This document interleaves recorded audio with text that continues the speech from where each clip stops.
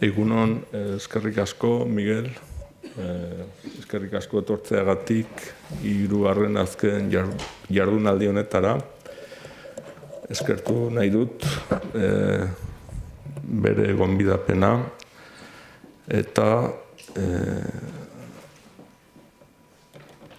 honek ematen digu aukera museoan egiten garen ikerketei partekatzeko aukera. Beraz, berriro eskerrik asko Miguel, benetan hori handia da museoan ikastaro honetan parte hartzea. Hitzaldi honetarako eskerrak eman behar ditut Guillermo Capdevilaren alargunari, Carmen Lomana, berarekin lan egin zuen Lorenzo Mateori eta Ramon Ganuza, hemen daukagun lankideari lagundu dilako aurkezpenean, eta Carlos Gonzalbori. Uno de los objetivos del museo es conservar la memoria de la sociedad a la que pertenece. Esa memoria define los rasgos de la ciudad donde se sitúa el museo, pero también la ciudad prefigura las formas que tiene el museo. Bajo esta premisa estamos ordenando, grafiando, registrando la colección de diseño y de arquitectura de Euskadi para guardar aquellas aportaciones que nos han traído al presente. Pero sabemos que la memoria es selectiva, guarda algunos recuerdos y omite otros. Gracias a Freud y a Walter Benjamin, sabemos que la memoria y por lo tanto la historia es una construcción que igual y al mismo tiempo al pasado, al presente y también al futuro. Porque ese futuro está condicionado por esa memoria que construye el tiempo y que posibilita que aquello que deseamos y aquello que anhelamos.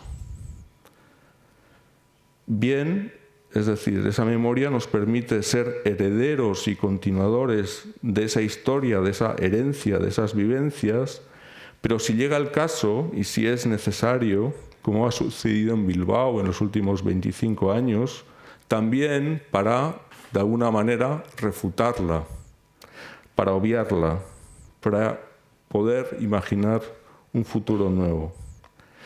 Se habla mucho de la transformación de Bilbao, de la audacia que tiene nuestra ciudad.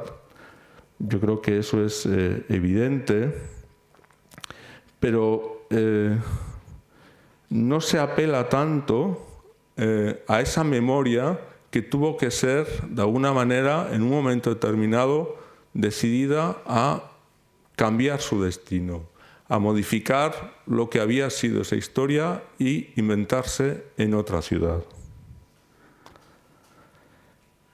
En esta construcción del pasado hay un hecho incuestionable, es que para poder viajar a ese pasado, para reconstruirlo, uno debe encontrar una estructura, unos restos, unas señales con los cuales poder construir.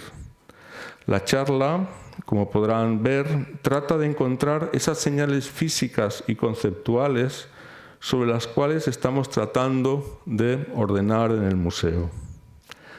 El título de la conferencia tiene 3 partes. La primera hay 3 ciudades: Ulm, Santiago y Bilbao. A través de este viaje quiero convocar una memoria importante del diseño. La memoria es una palabra donde se asienta sólidamente el oficio del artista y desde luego el del diseñador. Sin memoria, sin un buen conocimiento previo del trabajo de quienes nos antecedieron, avanzar resulta imposible. A diferencia de lo que algunos críticos o historiadores y a veces algunos políticos afirman, en el arte no hay invención genial, sino estudio previo. O para que pueda ocurrir esa hipotética invención, debe haber un sólido conocimiento del pasado. En este sentido, podemos entender que dos de los artistas más revolucionarios del siglo XX, en los que en buena medida se apoya nuestra modernidad, como fueron Picasso y Le Corbusier, sabemos que su obra se apoya en un extraordinario conocimiento del mundo clásico, así como de las culturas populares del Mediterráneo. La segunda parte del título dice diseño y libertad. Puede resultar sorprendente por contraponer estos dos sustantivos. Diseño, un oficio, con libertad, una palabra política. Esta unión entre diseño y libertad no es casual. Si uno atiende a la historia del diseño, sabemos que el diseño aparece para dar respuesta a situaciones políticas, sociales y económicas adversas. Los modernos entendieron que con esta disciplina se podía incidir en la vida de las personas y de la ciudad de un modo mucho más rápido y efectivo que el arte. Así, quienes han querido transformar la sociedad, comenzando por William Morris, el primer diseñador que quiso combatir las nuevas condiciones laborales a las que se sometía esa nueva esfinge del siglo XX, como es la máquina, pensaba que a través del diseño artesanal y a través de estos trabajos muy cuidados iban a poder, de alguna manera, dignificar el trabajo de unos trabajadores que estaban siendo sometidos a unas condiciones laborales extremas a finales del XIX en Inglaterra.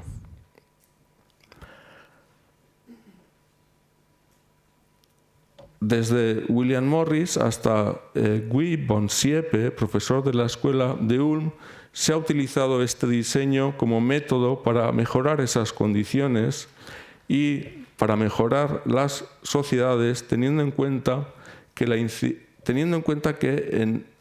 tenían que incidir tanto en el trabajo, en la economía y finalmente en la vida de las personas. La tercera parte del título convoca la memoria de Guillermo Capdevila.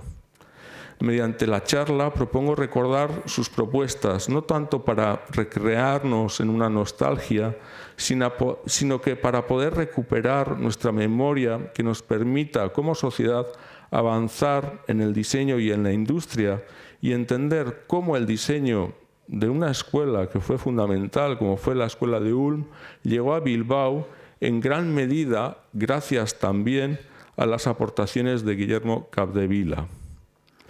Sus aportaciones se dieron en los años 80 y 90. Podemos afirmar que en un aspecto importante, este es un hilo de esta trama de la cultura vasca que arrancó en Ulm en 1949. Tras la Segunda Guerra Mundial, en Ulm, Inge Scholl, junto a su marido, Otto Leicher, crean una escuela de educación, una escuela simplemente para alfabetizar a los hijos, a los ciudadanos de Ulm que habían crecido bajo un régimen monstruoso y en el que no tenían una formación política o educativa.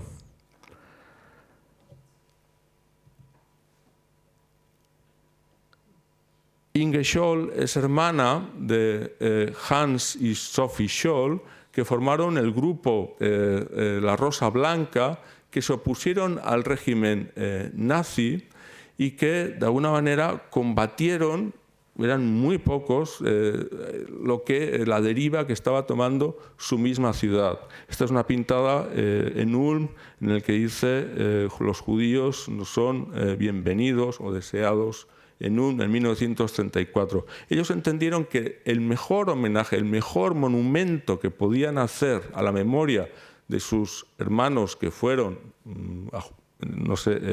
asesinados por aquel régimen, era montar una escuela de educación, de formación.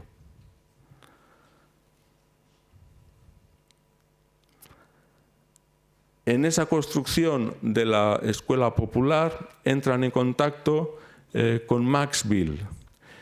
Max Bill es antiguo alumno de la escuela de la Bauhaus y era una ligazón entre una escuela que había sido cerrada por los nazis y entendían que esa figura les podía permitir generar una cadena que había sido rota por esa intolerancia que habían sufrido ellos mismos en sus propias vidas.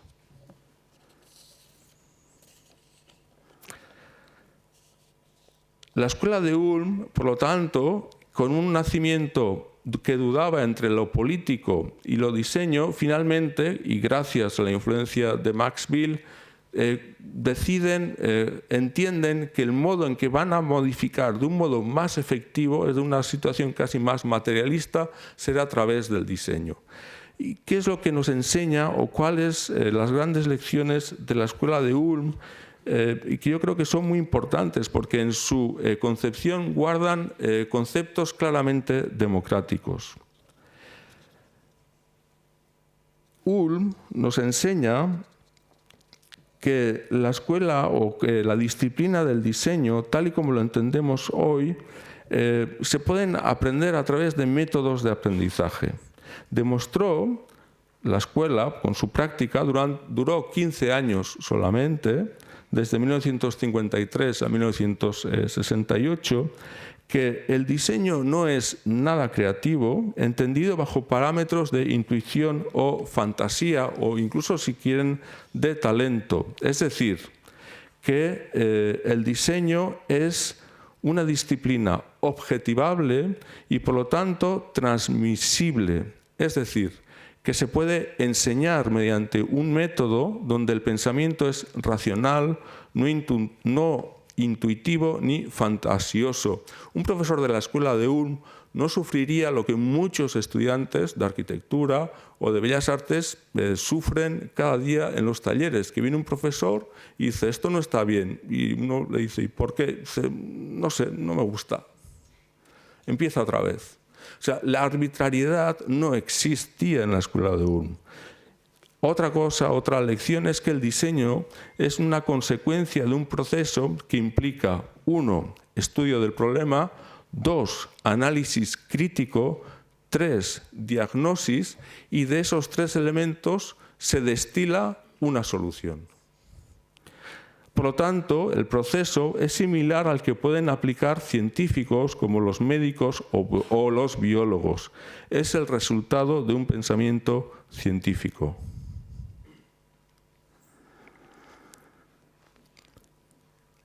Esta perspectiva del diseño se desarrolló en 15 años. La escuela nace tras la Segunda Guerra Mundial como una acción cultural que quería recuperar a Alemania de las consecuencias de la guerra.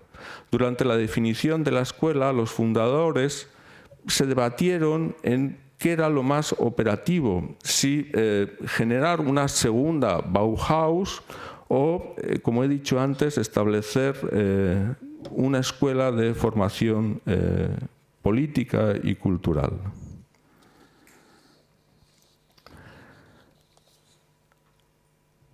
Una de las personas claves es la figura de Max Bill, que después de la Segunda Guerra Mundial crea el movimiento de pintura o de arte concreto.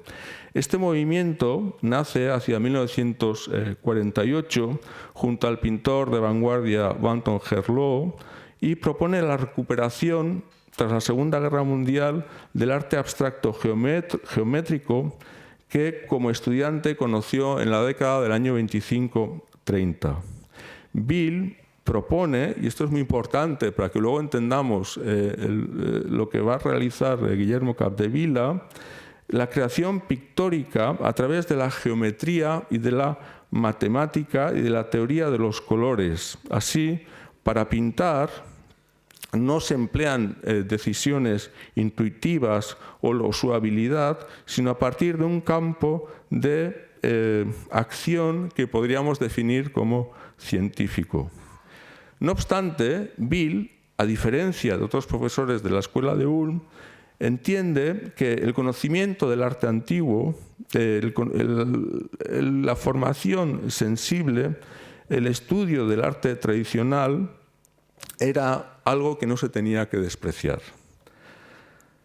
Tomás Maldonado, al cual Luis Pérez Obramas citaba ayer, pintor argentino e integrante de la Fundación de los Concretos en Argentina, será un profesor que Bill contrata para la escuela de Ulm y en buena medida llevará al extremo el pensamiento de Max Bill, al tiempo que Bill será expulsado de la escuela por su falta de presencia en la misma y por enfrentarse a los sectores de la ideología más materialista que buscaban suprimir todas las referencias intangibles del arte en el currículum académico.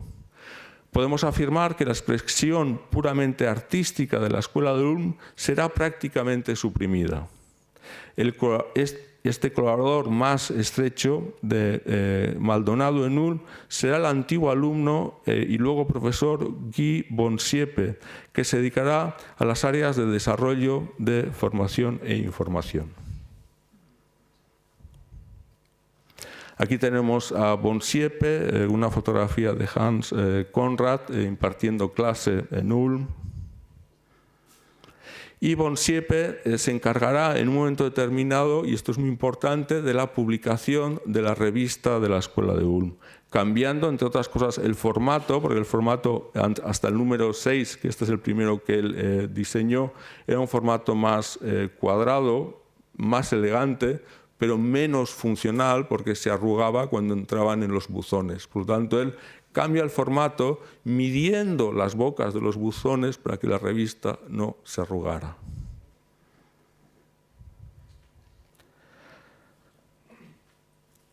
En 1968, una fecha muy peculiar, el Estado de Baden-Württemberg retira las ayudas de la Fundación Hermanos Scholl, de los hermanos Scholl, para que la escuela, que estaba regida por una fundación privada, se integrara en el sistema académico público.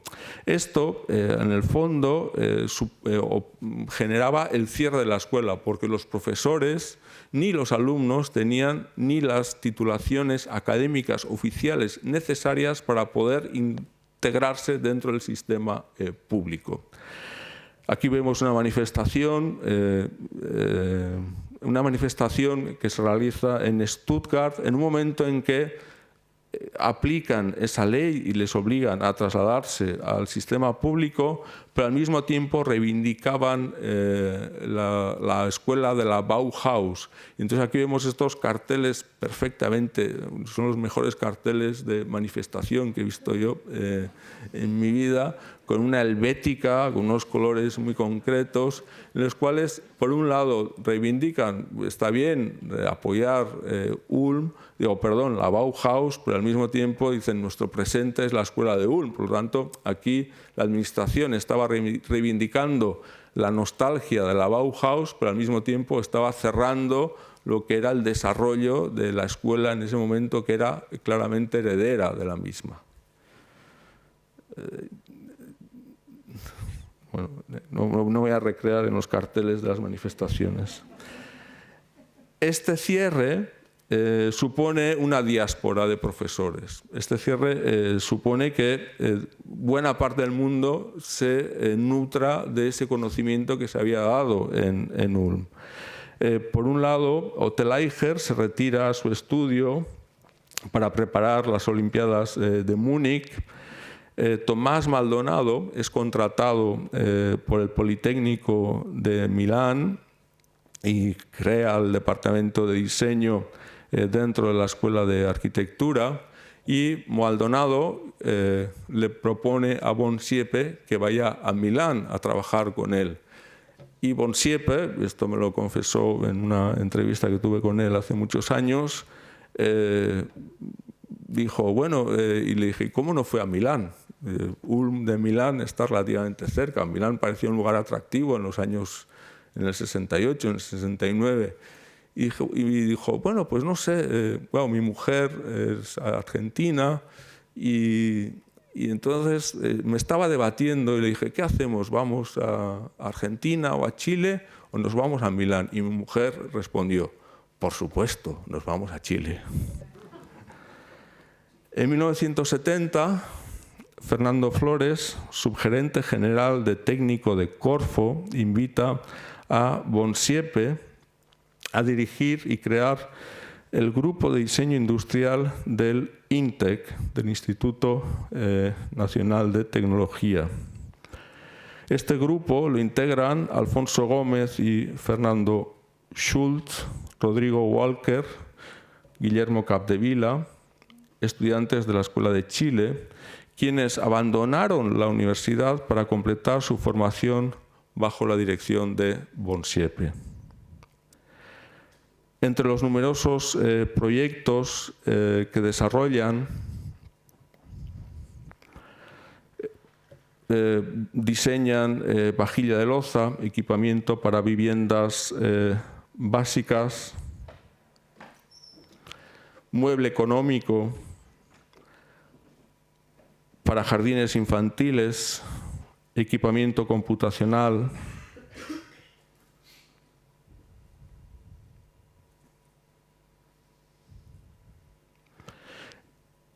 trabajan en el sector agrícola porque es muy importante en el país. Este es un trabajo ya publicado por Bonsiepe en los años 70 de Guillermo Capdevila.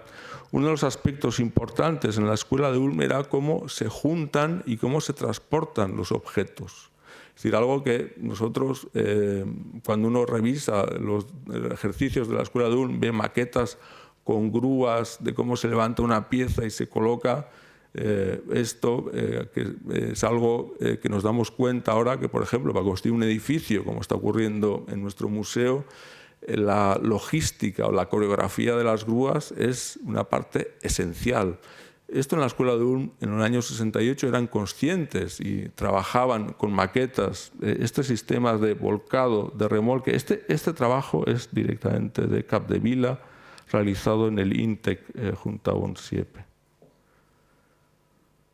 Para entender cuál es, para evitar movimientos innecesarios, para ahorrar tiempo, para ahorrar trabajo, para ahorrar energía. Aquí vemos en la imagen, se ve el cursor, él es Bonsiepe, aquí están los compañeros de INTEC y sospecho que este personaje de aquí al fondo creo que es Capdevila.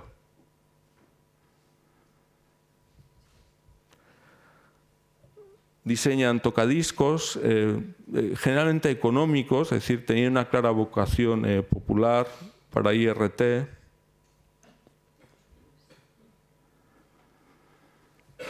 Y probablemente el proyecto estrella, y que lo hicieron muy conocidos, era el Operations Room de 5. Operations Room es la sala de operaciones. 5 era un proyecto impulsado también por Fernando Flores, y que lo que buscaba era tener un centro de análisis y recopilación de datos en tiempo real de la economía del país. Es decir, querían tener al segundo, al instante, lo que producía el país en cada momento, en el año 72, para tomar las decisiones económicas más acertadas.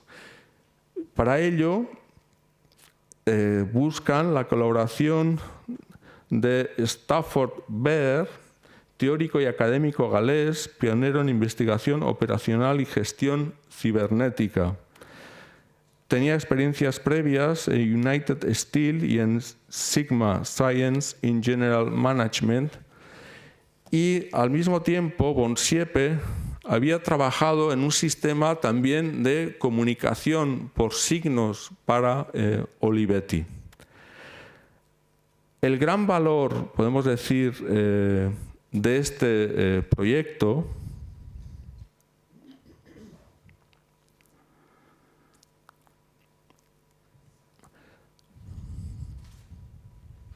esta es la sala que realmente funcionó. tiene un aire evidentemente futurista, de ciencia ficción, pero tenemos que pensar que en gran medida esto durante un breve espacio de tiempo funcionó, recopilaban los datos, es decir, tenían una especie de teletipos avanzados, es decir, un primer Internet. El segundo gran trabajo, el gran proyecto que realizaban era la visualización de los datos a través de los diseñadores de la escuela de Ulm. Se sabe que un mismo dato, según se represente, te puede llevar a un análisis y a una diagnosis o a otra, es decir, algo tan sencillo como para detectar una enfermedad, pues si uno cuenta con rayos X, no es lo mismo que si uno tiene que palpar, es decir, el accidente es el mismo, pero la capacidad de visualización de los datos, que muchas veces son opacos, para mí en un Excel me resultan indescifrables, si uno los dibuja, si uno los grafía, en ese sentido yo creo que Norman Foster es un maestro porque es capaz de un problema complejo trasladarlo a un dibujo muy sencillo, muy comprensible. Este sistema gráfico de visualización era una parte fundamental y clave. Es decir, tenemos Internet, tenemos el sistema de visualización y la gestión de muchos datos, es decir, del Big Data. Esto es la primera vez que ocurre en 1972-73, vamos a decir, en el mundo, y ocurrió en Chile. Y Guillermo Capdevila formaba parte de este grupo. Para el sistema gráfico, yo creo que es importante también decirlo, colaboraron con diseñadoras, en este caso, que son Jessie Sintolesi, Eddie Carmona, Lucía Wormald y Pepa Foncea. Bonsiepe, junto con Maldonado, en 1960 y 61, trabajaron para Olivetti, y estos eran teclas que suponían órdenes, y como podéis identificar, muchas de esas teclas diseñadas hace ya 60 años son las que posibilitan que hoy nosotros podamos utilizar esto que llevamos todos en el bolsillo, que es un teléfono, como el candado abierto, el candado cerrado, hacia atrás, hacia adelante, el pause. Eran sistemas de comunicación visual que nacen no a través del capricho, sino a través de aplicar, y esto Maldonado fue un pionero de la inclusión de la semiótica dentro de las clases de diseño. Es decir, ellos buscaban, y lo decían, que un aparato no tenía que tener ningún libro de instrucciones, algo que dijo, no sé, 60 años más, no sé, 60 no, pero 40 o 50 años más tarde Steve Jobs, y parecía que era algo genial. Esto se dijo en los años 60.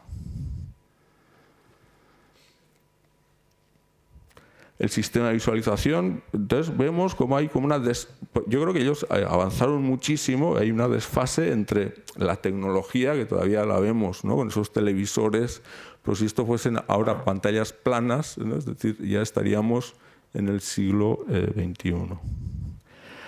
Evidentemente, como todos sabemos, esto tiene un final trágico, es el golpe de Estado de Pinochet, y Bonsiepe huye con lo opuesto, o sea, y explica cómo llega al aeropuerto, dicen hay que salir corriendo, va al aeropuerto y buena parte, prácticamente todos los miembros del grupo son detenidos, y en el caso de Guillermo Capdevila también, y llevados al Estadio Nacional, y permanecen, en el caso de Guillermo Capdevila, es detenido durante 3 meses, y la familia, porque es una familia con recursos y con buenos contactos, consiguieron sacarlo, y probablemente una condena de muerte, y le obligaron a realizar un exilio, y entonces él marcha primero a Londres en 1973, y en 1976 viene a Bilbao porque una empresa vizcaína de contenedores de basura contrata a Capdevila, y este es el motivo por el que se traslada. Llegan a Bilbao en 1976 con su esposa, alquilan un piso, llegan las cajas de Londres, y cuando ven Bilbao dicen, no deshagas las cajas, aquí no nos quedamos. Esto es un horror. Sin embargo, empieza a trabajar con esa empresa y empieza a conocer el tejido industrial del País Vasco y dice, no, vamos a pensarnos 2 veces, yo creo que aquí puedo trabajar. Y empieza a trabajar con muchísimas empresas del País Vasco. Voy a poner 3 ejemplos que hemos incorporado a la colección. El primer ejemplo es el casco. Este gran diseño de 1930 de 2, iba a decir ingenieros, bueno, eran ingenieros, eran maestros armeros, como eran Juan Solozábal y Juan Olave, diseñaron la grapadora M5, que es como un diseño universal. Bien, no obstante, el casco, fluctúan las modas y los deseos del mercado, y aparece el plástico y se dan cuenta que sus viejas grapadoras, pues la gente no las quiere, y que la gente quiere, porque era el material de moda, plástico. Entonces le piden a Guillermo Capdevila que rediseñe la grapadora del casco. Y fíjense, y es importante, tanto en la gráfica, cambia la gráfica, pone una helvética, es decir, hay una serie de signos que marcan la traza de cuáles eran esos orígenes o cuáles fueron sus maestros. O emplea los colores básicos, muy netos, es decir, no hay grapadoras amarillas, ¿no? Son como los 3 colores principales. Y es una grapadora, la fotografía es muy bonita, son fotografías que estamos realizando, como ayer explicó mi compañero Javier Novo, para poder enseñar la colección, pero realmente cuando uno tiene esta grapadora en las manos se da cuenta que está frente a un objeto absolutamente excepcional, de gran belleza, funcionalidad, es extraordinario. Y el sistema de instrucciones, pero donde siempre hay esta, podemos decir, esta herencia de la utilización de las grotescas y los gráficos absolutamente claros, casi diría muy esenciales. O este numerador, estas son fichas del casco, también parte de la colección que hemos incorporado, unos dibujos maravillosos. No sé, yo siempre anhelo con tener un Richter en el museo, pero mientras tanto tenemos los dibujos de la fábrica del casco que nos donaron hace un año, y es un fondo de pintura maravilloso, pintura conceptual.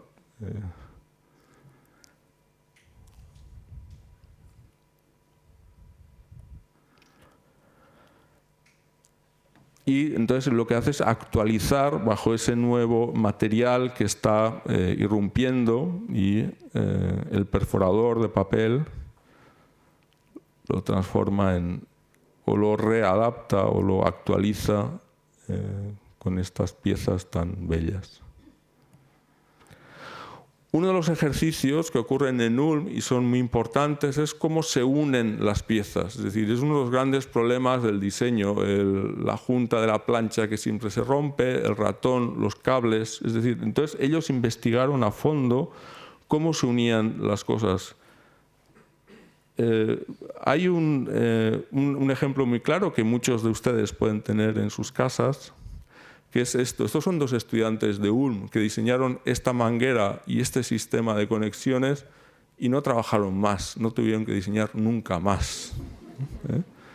Y funciona, es decir, realmente es un sistema extraordinario. Si alguien quiere tener una manguera que no pierda agua y que sea fácil de utilización, es Gardena, son Franco Clivio y Dieter Raffler, alumnos de la escuela de Ulm.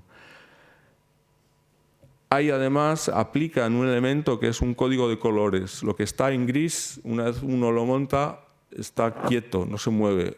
Donde está rojo, se mueve. Por lo tanto, uno puede enchufar y desenchufar moviendo de manera intuitiva, pero vemos aquí las incisiones, la manguera. Entonces, enseguida, incluso sin racionalizarlo, uno se da cuenta que lo rojo se mueve, lo gris no se mueve. Entonces uno no rompe mangueras, no deshace cosas, ¿no? Y hacen este sistema que es extraordinario. Y Capdevila aplica esas ideas en otro encargo para Velux, que es una empresa de lámparas, y por lo tanto donde está el rojo uno puede tocar, puede mover, ¿no? O puede articular, ¿no? Entonces hay esos pequeños detalles muy esenciales que hacen que el objeto funcione y no se rompa. Por lo tanto, no son objetos decorativos, no son elementos para hacerlo más bello, sino que son sistemas de comunicación que hacen posible la utilización del objeto. O explican a través de elementos gráficos cuál es la colocación de la bombilla.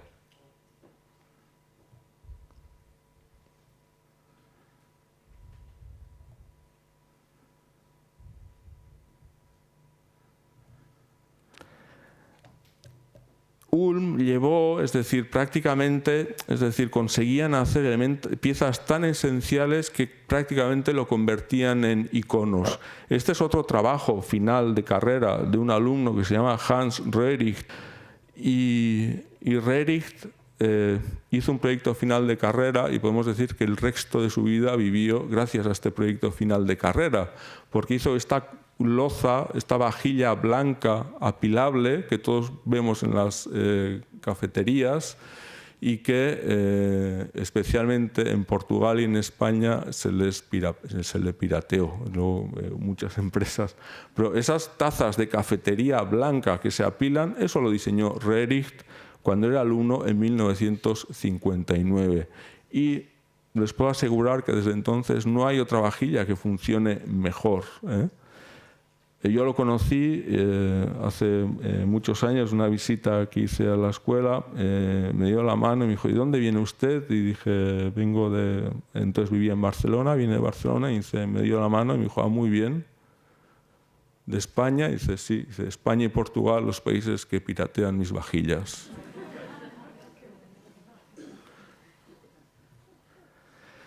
Es decir, ellos consiguen llevar prácticamente el objeto a un icono, a un símbolo, por ser absolutamente esencial. Es decir,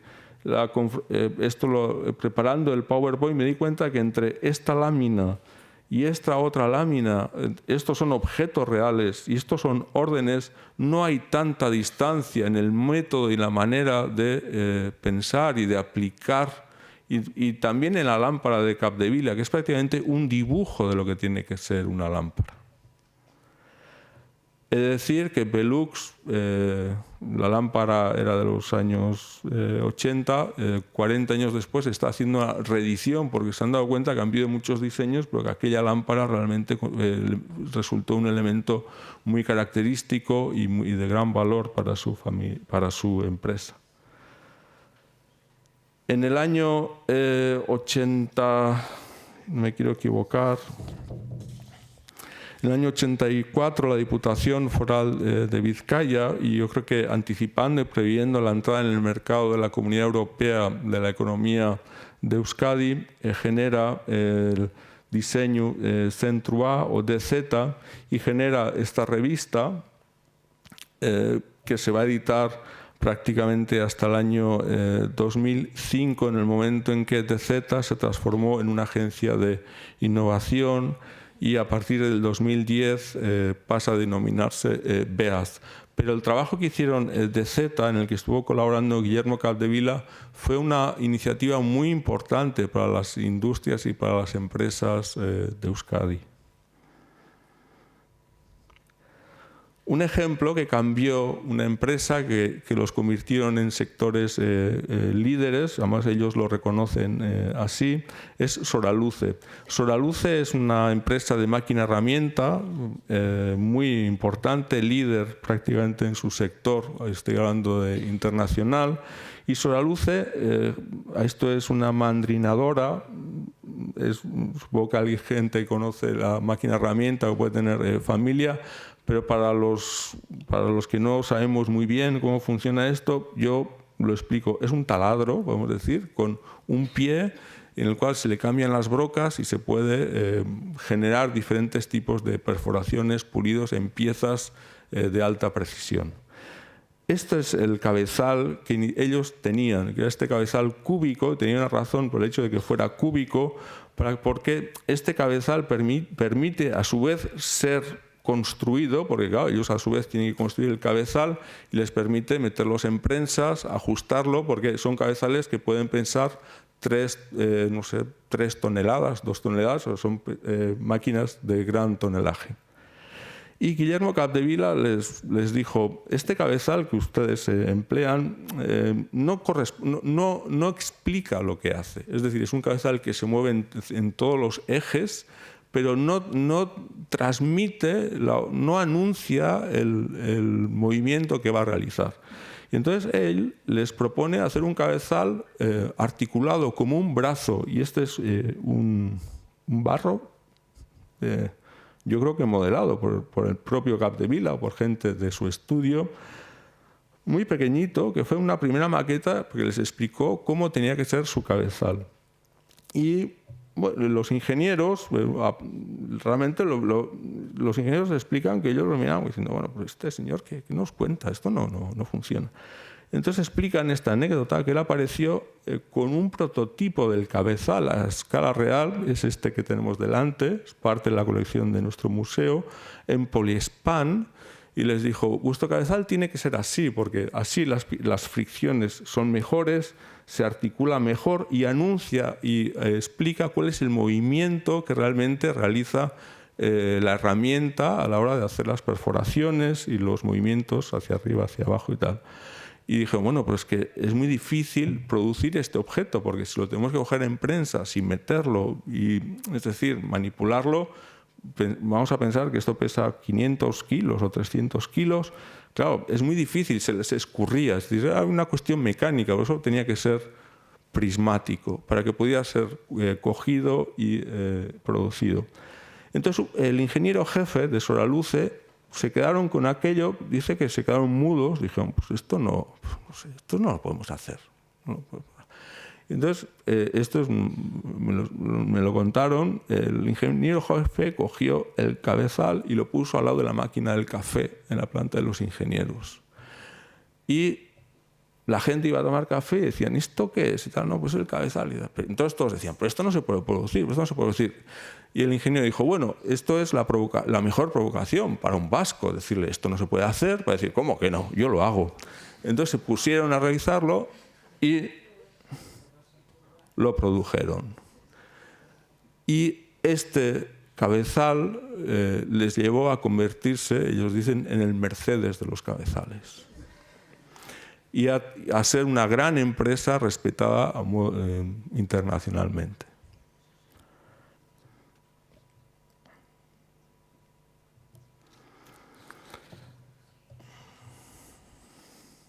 ¿Me estoy pasando 5 minutos? 5 minutos. Bien. Voy con un último descubrimiento. En un momento en que esta investigación o esta reconstrucción de la memoria está abierta en canal. Hemos hablado de Max Bill, de la pintura concreta. Esto es un ejercicio de Max Bill, una pintura extraordinaria. 12 grupos, los grupos se refieren a estos triángulos donde hay 12 colores y se juntan y se ordenan de manera absolutamente equilibrada, donde hay la misma cantidad de colores y de dimensión de cada color, ordenados geométricamente sobre este cuadrado. Aquí ocurre lo mismo. Esto es una litografía de nuestro museo. Vemos aquí una diagonal, vemos 1, 2, 3 colores, tienen la misma cantidad de superficie y podemos decir las mismas formas que se replican. No hay, es decir, son como ejercicios, insisto, matemáticos, de teoría del color y geométricos. Eso es la pintura concreta.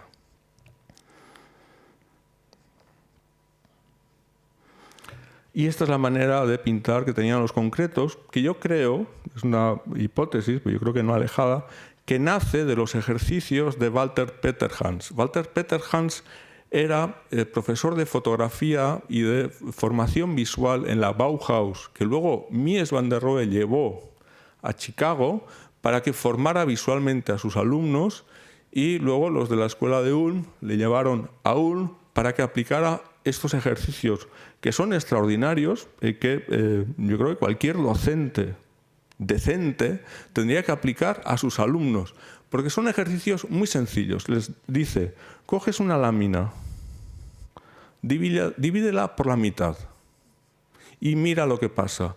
2, haz una cruz. 3, coge esa lámina y pon estos palos. Entonces, son ejercicios que uno tiene que hacer como quien hace, no sé, una receta, si queréis, de cocina, pero cuando uno la aplica a un grupo de 60 o de 70 o de 100 alumnos, todos, absolutamente todos, traen láminas diferentes, haciendo exactamente el mismo ejercicio. Bien, y luego son, claro, si el alumno es extraordinario, como en este caso, yo creo que es de Hans Conrad, las láminas son maravillosas. Pero son ejercicios que le he dicho, coge 3 grises y ordénalos en una cuadrícula de 1, 2, 3, 4, de 16. Él ha pegado esos colores, no ha hecho nada más. Guillermo Capdevila se marcha a vivir, Bilbao estaba bien, pero acabaron viviendo en San Sebastián y acabaron viviendo en Fuenterrabía. Bueno,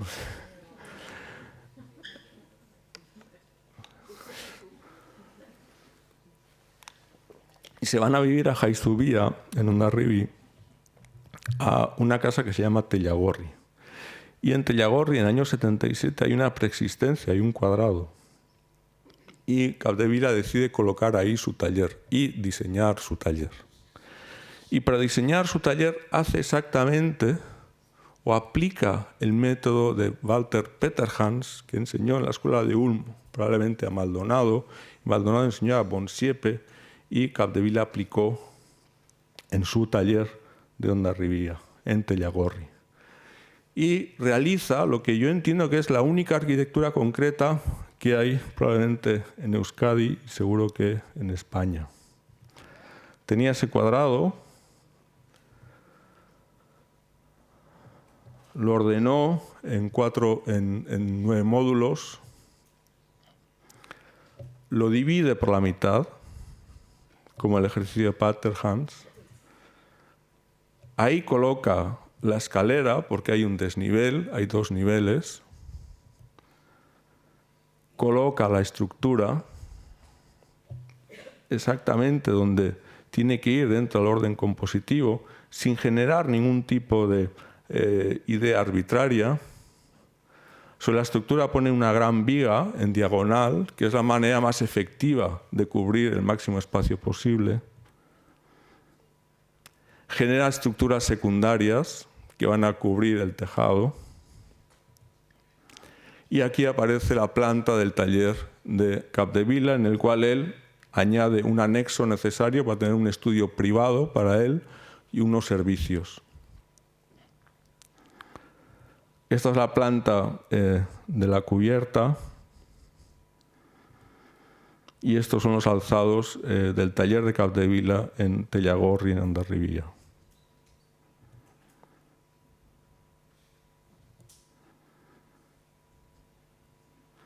Y donde trabajaban aproximadamente 7 colaboradores.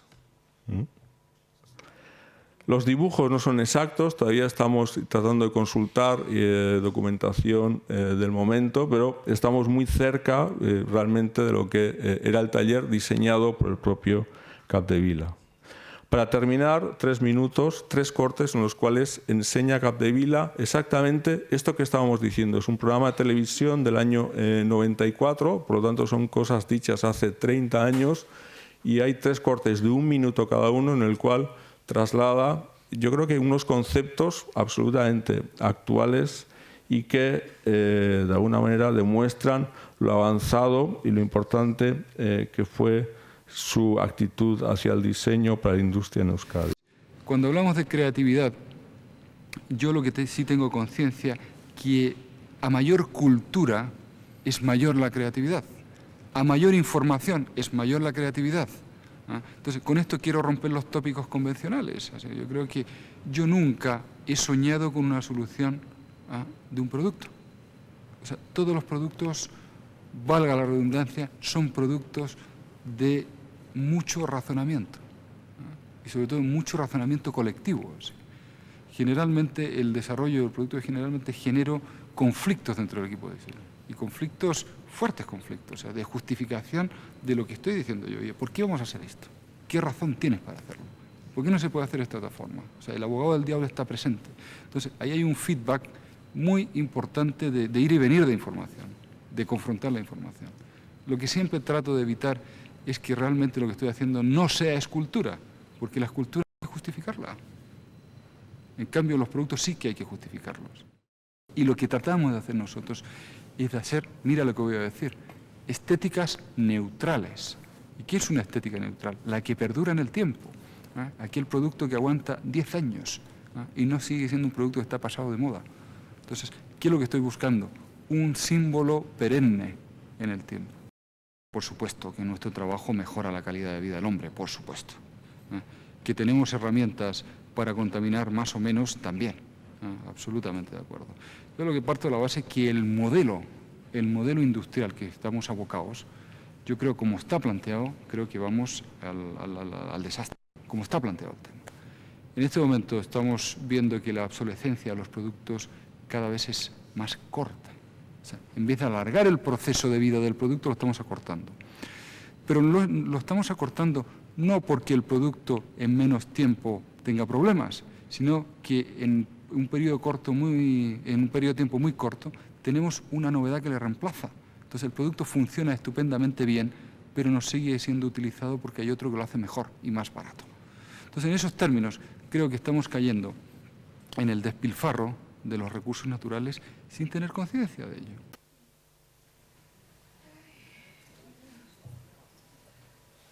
Muchas gracias.